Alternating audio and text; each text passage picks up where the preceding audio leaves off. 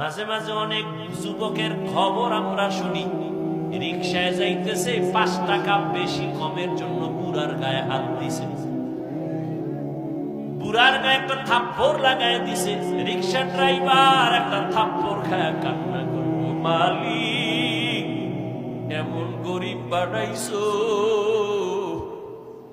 আমার একটা ছেলে আছে একটা মেয়ে আছে, বিয়া দিলাম, জামাইটাও আমারে জ্বালায় যৌতুকের জন্য, আমার ছেলে বউ পাইয়ার খবর নেয় না, আমার স্ত্রীর নিয়ে দুমুঠো খানার জন্য আমি রিক্সা নিয়ে রাস্তায় বের হইলাম, আজ আমার ছেলের বয়সী যুবকটা আমার গালে চড় মারলো, ও আল্লাহ তুমি ছাড়া আমার কেউ নাই।